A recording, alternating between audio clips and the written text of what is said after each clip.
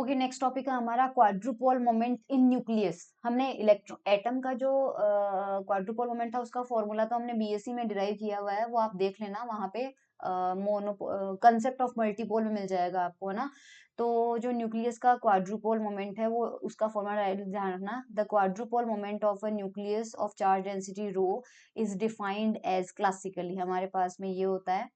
And sometimes it is also defined by this term, है ना। तो हमारे पास में इक्वेशन नंबर 8 को ध्यान रखिए, ये क्वाड्रुपोल मोमेंट का फॉर्मूला होगा। अब इस फॉर्मूले के अकॉर्डिंग हमारे पास न्यूक्लियस में क्या क्या मिलेगा हमें, तो ये देखिए। R is the distance of the volume element from the center of the nucleus। R क्या है, distance of the volume element, छोटा सा चार्ज एलिमेंट लेना है, वॉल्यूम एलिमेंट, और न्यूक्लियस के सेंटर से उसकी जो डिस्टेंस है वो R है। Z is the component of its distance along Z axis। इस R का Z axis के along जो component होगा वो Z होगा।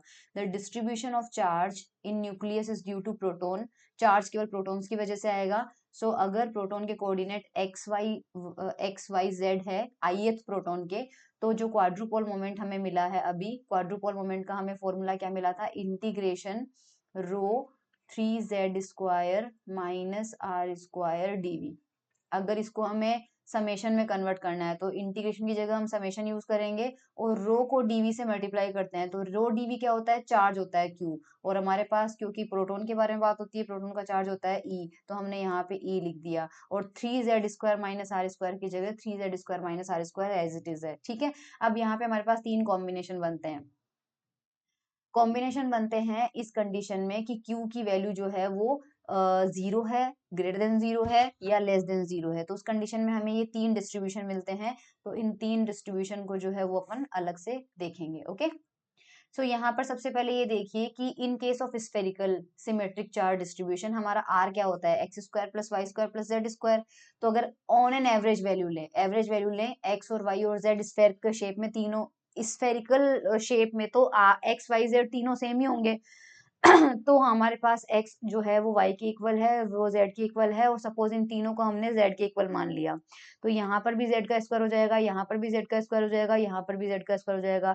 सो r² की वैल्यू किसके इक्वल है, 3z का स्क्वायर है। नाउ इन दिस केस हमारे पास में जो फॉर्मूला था Q का, उसमें आ रहा था 3z² माइनस r²। तो हमारे पास r² और 3z² इक्वल आ जाएंगे, तो ये क्या हो जाएगा, 0 हो जाएगा। सो Q इक्वल टू 0 हो जाएगा। तो हमारे पास those nuclei whose quadrupole moment is 0 have spherical symmetric charge distribution if the, तो हमारे पास में कौन सा केस बनेगा, ये फर्स्ट वाला स्फेयर बन रहा है, और यहाँ पे हमारे पास क्या है, Q इक्वल टू 0। ये क्या हो जाएगा, Q equal to 0 spherical symmetric charge distribution. अब दूसरा केस देखते हैं।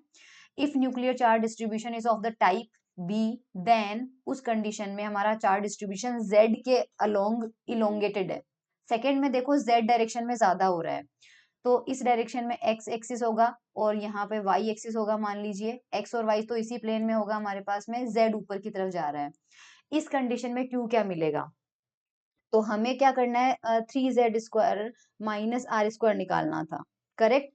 तो यहाँ पे इधर तो लिख लो 3z² को क्या लिख लो, z² plus z² plus z², और इधर जो r² है, इस r² को क्या लिखेंगे, x² plus y² plus z²। अब आप खुद देखो इस कंडीशन में जो z है, इस वाली सिचुएशन में z जो है वो x से भी बड़ा है, और z जो है वो y से भी बड़ा है। तो ये वाला z² तो ये वाले z² से कैंसिल आउट हो जाएगा, लेकिन ये वाला z जो है वो x से बड़ा है, और ये वाला z भी y से बड़ा है। सो हमारे पास जो 3z² है वो r² से बड़ा हो जाएगा। सो 3z² rz² से बड़ा हो जाएगा। सो q जो है वो किसके बराबर था, some coefficient multiply by 3z² minus r²। So q जो है, because this term is greater than 0, तो q आपका क्या हो जाएगा, पॉजिटिव हो जाएगा। सो इस कंडीशन में q ग्रेटर देन 0 मिलेगा, और ये सिचुएशन होती है प्रोलेट। सो जो सेकंड वाला पिक्चर है वो प्रोलेट स्फेरिकल चार्ज डिस्ट्रीब्यूशन है। इस कंडीशन में Q ग्रेटर देन 0 होता है। थर्ड वाला आप खुद सोचना, ये सेकंड वाले के लिए मिला था 3z² ग्रेटर देन, और Q ग्रेटर देन 0 था। Such type of charge distribution is called prolate spheroidal charge distribution if the nuclear charge distribution is of the type C, यानी कि इस तरह का है, तो इस तरह में z सबसे छोटा होगा क्योंकि x आपका बड़ा होगा और y भी आपका बड़ा होगा। तो अगर z square plus Z square plus Z square इधर ले और r स्क्वायर को ले x square plus Y square plus Z square, तो एक से तो एक कैंसिल आउट हो जाएगा, पर ये जो z है x से छोटा है और ये जो z है y से छोटा है, so overall left hand side जो है वो राइट हैंड साइड से छोटी हो जाएगी। सो 3z स्क्वायर जो है वो r स्क्वायर से छोटा हो जाएगा और हमारा जो q है वो लेस देन 0 आ जाएगा। सो इस कंडीशन में हमें क्या मिलेगा, q लेस देन 0 हो जाएगा। Such type of charge distribution is called oblate spheroidal charge distribution. Quadrupole moment की जो यूनिट है वो हम यहाँ से देख लेते हैं। सो अगेन यहाँ पर देखो इलेक्ट्रिक क्वाड्रुपोल मोमेंट दिया हुआ है, यहाँ पर बताया हुआ है ये स्फेयर के लिए है, और सेकंड केस मैंने प्रोलेट का बता ही दिया, थर्ड केस मैंने आपको ऑबलेट का बता ही दिया, और क्यू का फॉर्मूला आपको बता ही दिया यहाँ पे। और इसकी यूनिट ध्यान रख लेना, BARN बार्न होती है, 1 barn is equal to 10⁻28 metre square होता है। ये हमारे पास है nuclear quadrupole moment, heading electric डाल दी थी बट ये है हमारे पास न्यूक्लियर क्वाड्रुपोल मोमेंट। ठीक है, इसमें देख लेते हैं एक्स्ट्रा कुछ और हो तो। यूनिट है हमारे पास क्वाड्रुपोल मोमेंट ऑफ न्यूक्लियाई में एक फॉर्मूला और ध्यान रख लेना, क्यूजे की वैल्यू, ओके ये इंपॉर्टेंट नहीं है, आई थिंक वो काफी है, बस ठीक है, न्यूक्लियर क्वाड्रुपोल मोमेंट में इतना सफिशियंट है।